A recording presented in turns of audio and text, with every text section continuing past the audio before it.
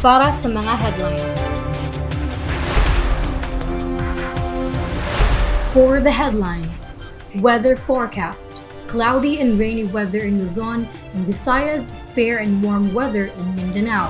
Philippine Red Cross Iligan City chapter holds blood donation with Iligan Light and Power.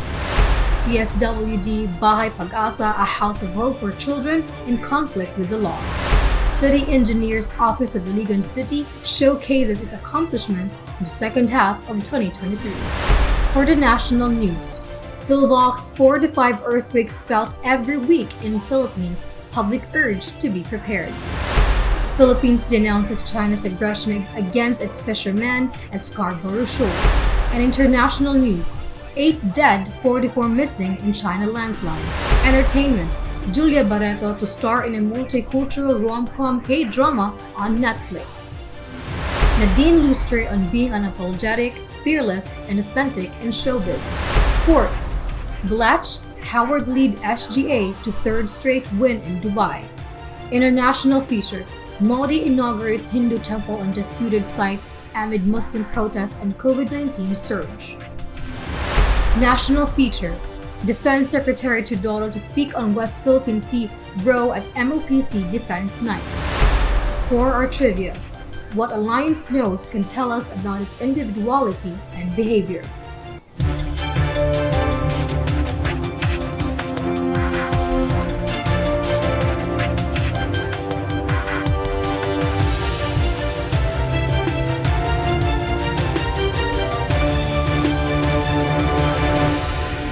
Good morning, Philippines! Navigating the news for you. Welcome to Pinoy Rob News Channel. I'm Julia Gomez and I'm here to bring you the latest updates.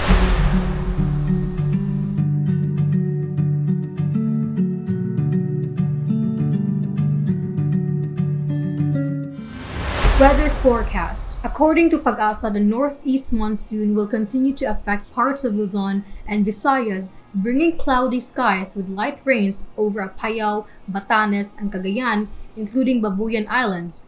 The rest of Luzon will have partly cloudy to cloudy skies with isolated light rains. Meanwhile, Metro Manila will have temperature range of 30 degrees Celsius to 22 degrees Celsius with a slight chance of rain showers. In the Visayas, the provinces of southern Leyte and eastern Samar will experience of cloudy skies with scattered rain showers and thunderstorms due to the tail end of a frontal system.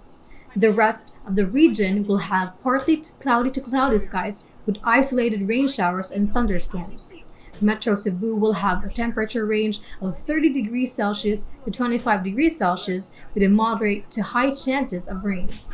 In Mindanao, the weather will be generally fair and warm with partly cloudy to cloudy skies and isolated rain showers and thunderstorms. We'll have a temperature range of 29 degrees Celsius to 24 degrees Celsius with a low moderate chance of rain. For the coastal waters, Pag-asa advises the sea travel is risky over the northern and eastern seaboards of Luzon due to rough to very rough seas. The rest of the country will have slight to moderate seas.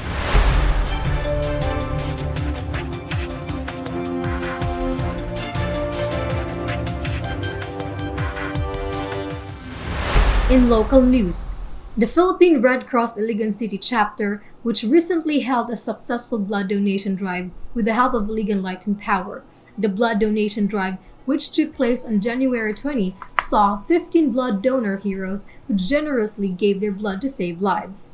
The Philippine Red Cross thanked donors and the company for their support and cooperation. The Philippine Red Cross also encouraged more people to donate blood, especially during this time of pandemic, when the demand of blood is high. The Philippine Red Cross is a lifeline of the people, and it is always first, always ready, and always there to help those in need. If you are interested in donating blood or plasma, you can visit the Philippine Red Cross website or Facebook page for more information. You can also contact the Philippine Red Cross Iligan City at 063-221-4955. An inspiring report where the city's Social Welfare and Development Office has transformed a center for children in conflict with the law. The CSWD Bahay Pag-asa, which means House of Hope, has undergone a significant renovation to provide a home-like environment for its young residents. The change was led by Ms. Jennifer Hora, a social worker who wanted to make a difference in the lives of these children. The center now offers a nurturing environment for its young residents with programs focused on holistic development and successful reintegration into society. The children have access of education, counseling, recreation, and life skills training. They also participate in community service and cultural activities. The children have responded positively to the changes and have shown improvement in their behavior, attitude, and self-esteem. They have also expressed gratitude to the staff and volunteers who care for them. The head of the City Social Welfare and Development Office, Ms. Evelyn Madrio, has praised the initiative and said The head of the City Social Welfare and Development Office, Ms. Evelyn Madrio, has praised the initiative and said that it is a model for other centers in the country. The community hopes that this initiative will inspire further efforts for the rehabilitation and well-being of these children who deserve a second chance in life. The latest achievements of the City Engineer's Office of Iligan City, Philippines, the City Engineer Lenore Actub presented the department accomplishments for the months of July to December 2023 during the flag raising ceremony. Here are some of the highlights of the report. Improvement of health centers. The department made 9 programs of work to upgrade the city health centers, which provide essential health services to the residents of Iligan City.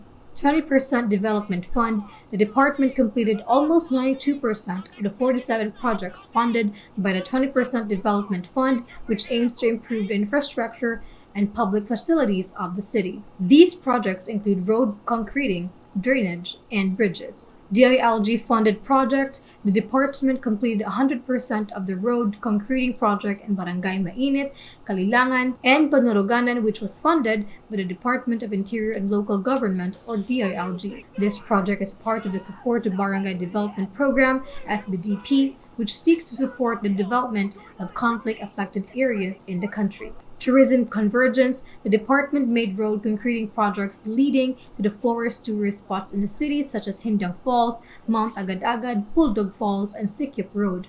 These projects were funded by the Department of Tourism, which aims to promote natural attractions of Iligan City. Local School Board. The department completed 24 projects funded by the local school board, which oversees the education sector of the city. These projects include the construction of classrooms, canteens, and laboratories for the public schools in Iligan City. The engineer also mentioned some of the ongoing and proposed projects of the department, such as the retrofitting stage of Anahaw Amphitheater and the roofing of the GTLMH new building and the new design of the 3-story canteen in Iligan City National High School. She also shared some of the initiatives of the department, such as upgrading the IT equipment and surveying instruments, hiring more technical personnel and consultants, and attending seminars at DPWH. The City Engineer's Office is one of the key departments of the city government responsible for planning, designing, constructing, and maintaining the public works and facilities of Iligan City. The department has been working hard to deliver quality service and products to the people of Iligan City, especially amid the challenges posed by COVID-19 pandemic. The department also has been participating in the Serbisyong Iliganon Caravan, which brings various government services to the different barangays of the city.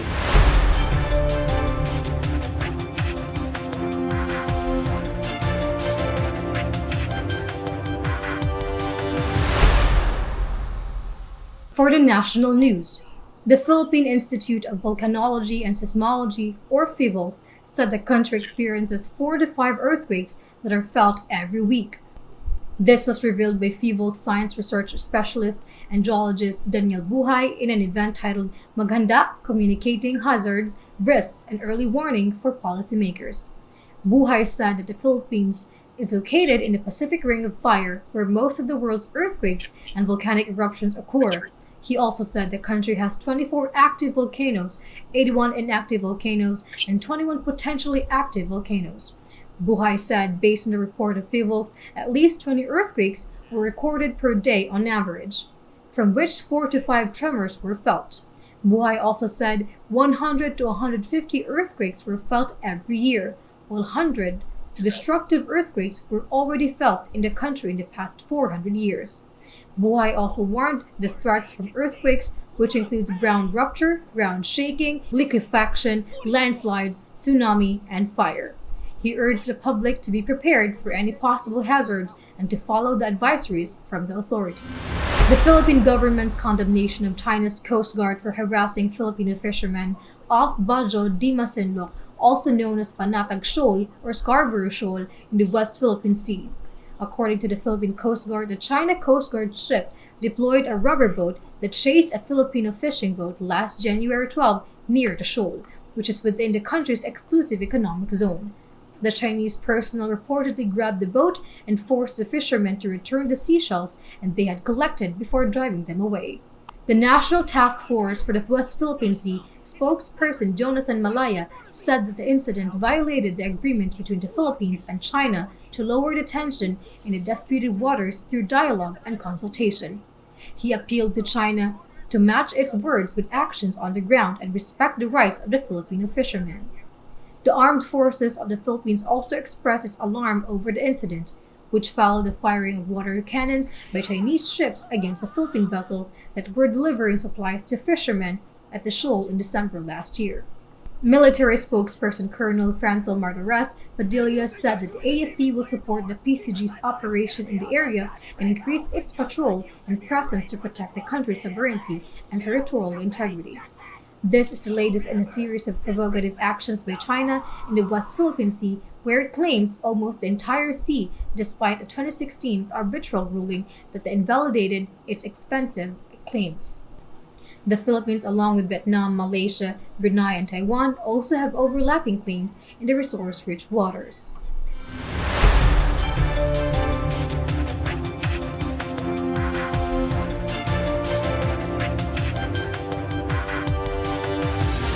And international news.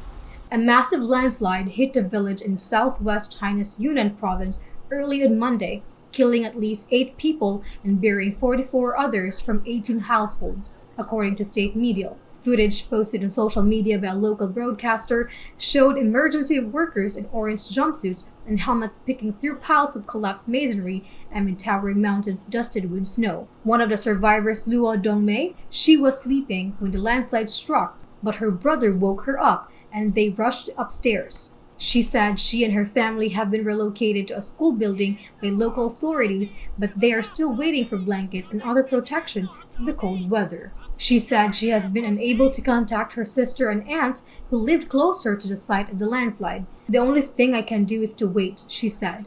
This is not the first time that landslides have caused casualties and damage in China. Last year, at least 70 people were killed in landslides, including more than 50 at an open pit mine in China's Inner Mongolia region. In 2017, a landslide in Sichuan province killed more than 100 people and buried an entire village. Experts have warned that the climate change, deforestation, and rapid urbanization have increased the risk of the landslides in China.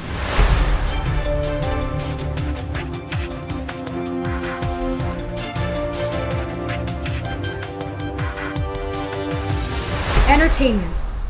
Julia Barreto will star in a K-drama with Lee Sang-hoon and Nicholas Saputra. The actress confirmed that she will star in a Korean drama titled Love in Manila with Korean actor Lee Sang-hoon and Indonesian actor Nicholas Saputra. The drama will be a romantic comedy, a Filipino who falls in love with 2 men from different cultures.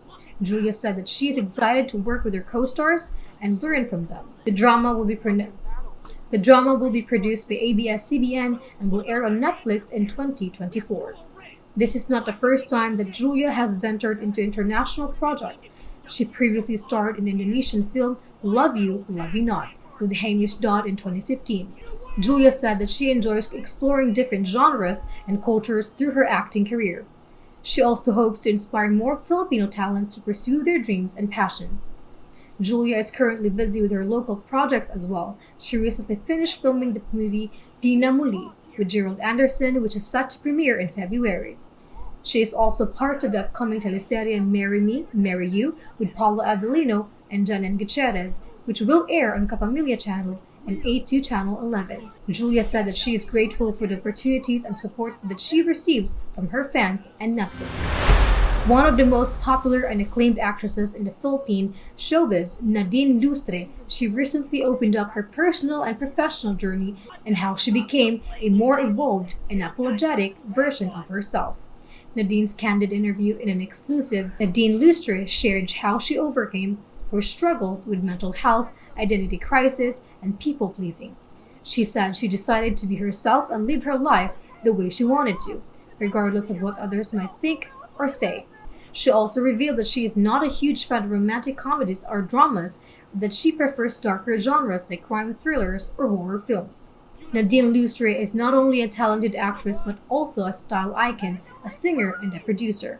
She has won several Best Actress awards from a prestigious award-giving bodies such as Iligan, FAMAS, and Metro Manila Film Festival for her performance in films like Never Not Love You, Ulan, Greed, and The Leader. She also made headlines when she attended the Paris Fashion Week last year. Nadine's upcoming projects is currently working on her new album. But she said she wants to be more creative and expressive. She also set to star in a horror film titled Nocturno, directed by Mick Red. She said she wants to have a different nuances for her character in the film, and that she is inspired by the movies she watches and the process that actors go through. Nadine's skincare tips as a brand ambassador of Biotin Philippines, Nadine Lustre also shared some skincare tips for her fans. She said the simplest advice she could give is to get lots of sleep and drink a lot of water, although she admitted that she is not very consistent with those habits. She also said that the proper skincare can only do so much on surface level, and that it's important to take care of oneself on the inside as well.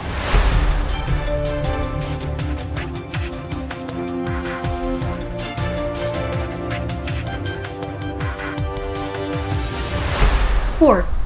The Dubai International Basketball Championship, where a Philippine team composed of NBA stars and local talents has been making waves. Strong Group Athletics, or SGA, is the name of the Philippine squad that has been dominating the tournament with a 3-0 record. Led by NBA veterans Andrew Blash and Dwight Howard, SGA has been showcasing its firepower and versatility against some of the best teams in the region. In its latest game, SGA faced a tough challenge from Hominetmen Lebanon, a team that also featured an NBA player in Zach Lofton. Lofton, who scored 54 points in his PBA debut, erupted for 37 points against SGA, but it was not enough to stop Philippine team from pulling away in the fourth quarter. Blatch, who is also a naturalized Filipino and a former Gilas Filipinas stalwart, was a hero of the game, scoring 15 points in the final period, all from three-point range. He finished with 18 points, while Howard, an 8-time All-Star and 3-time Defensive Player of the Year, had a monster game of 32 points, 7 rebounds, and 5 blocks. SGA also got significant contributions from its Filipino players, especially Kevin Kiambao, the reigning UAAP MVP, who had 19 points and 7 rebounds.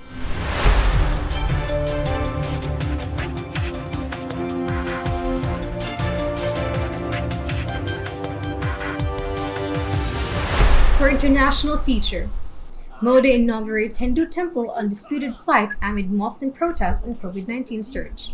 The controversial ceremony is a crowning moment for Modi's Hindu nationalist ambitions, but also a source of pain and anxiety for many Muslims in the country. The temple's construction has been a long-standing demand of Hindu groups who claimed that the mosque, known as the Babri Masjid, was built by a Muslim invader on the ruins of an ancient temple. The mosque destruction in 1992 sparked deadly riots across India that killed more than 2,000 people. Modi rose the temple project as a symbol of national pride and cultural identity. He attended the ceremony along with other senior leaders of his Bharatiya Janata Party, BJP, which has campaigned for the temple for decades. Our nationalism and our collective resolve. However, the temple's inauguration has also drawn criticism from Muslim groups and secular activists who say that it violates the secular principles of India's constitution and marginalizes the country's 200 million Muslims. They also point out that the Supreme Court's ruling last year that cleared the way for the temple's reconstruction They also point out that the Supreme Court's ruling last year that cleared out the way for temple's construction was based on faith rather than evidence. The court also ordered that a 5-acre plot of land be allocated for a new mosque in Ayodhya, but the location and design of the mosque have not been finalized yet. The temple's inauguration comes amid a surge of coronavirus cases in India, which has the third highest number of infections in the world. Some critics have accused Modi of prioritizing his political agenda over public health. The temple is expected to take about 3 years to complete and will cost around $200 million. It will be a grand structure with 5 domes, 360 pillars, and a 161-foot statue of Ram. It will also house a museum and a library and a research center dedicated to Hindu scriptures and culture. The temple is expected to attract millions of pilgrims, tourists every year, and boost the local economy.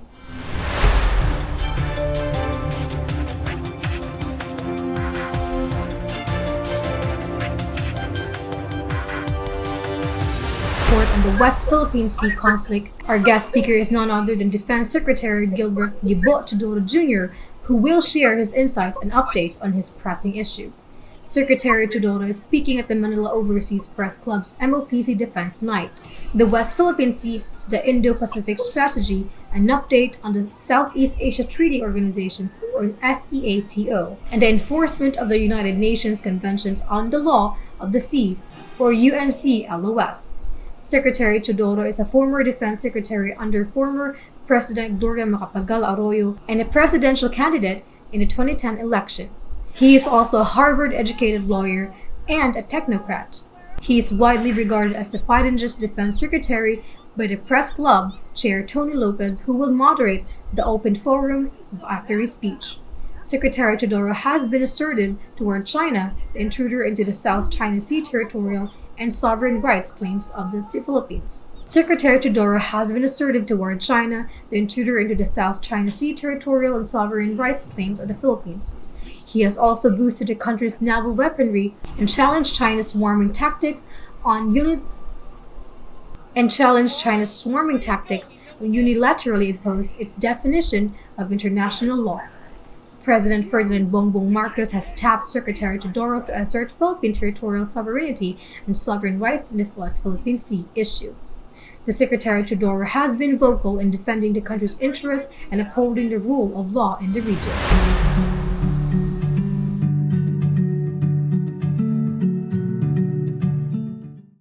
And for the trivia, tonight we bring you an interesting report on how to age a lion by looking at its nose. Did you know that the color of a lion's nose can reveal its life story and its role in the pride? Lions are born with pink noses, and as they grow older, their noses develop dark spots and freckles. These spots increase in size and numbers until the nose is completely black, usually by the age of 8. The nose color of a lion can help us identify its individuality and its behavior. For example, a lion with a pink nose is likely to be a cub or a subadult, still living with its natal pride. A lion with a spotted nose is likely to be an adult, fully grown, and of breeding age. A lion with a black nose is likely to be an old lion, experienced and wise, but also vulnerable to challenge from younger rivals. The nose color of a lion can also help us monitor the health and well-being of a lion population. By knowing the age structure of a pride, we can assess its reproductive potential, its territorial stability, and its resilience to threats such as poaching, disease, and habitat loss. To age a lion accurately, we need to consider other physical features as well as such as body size, mane size, coat condition, scars, teeth, and lower lip. These features also can change with age and can provide clues about a lion's life and history and personality. Naginaot kami nga magpadayon ka sa pagtanaw alang sa dugang nga mga update. Like, share, ug subscribe sa YouTube. Ayaw kalimti ang pagpakita sa imong suporta sa Pinoy World News Channel, Iligan. Pinaagi sa pag-subscribe ug pag-click sa notification. Salamat sa pagtanaw. Dalay ko ng Diyos.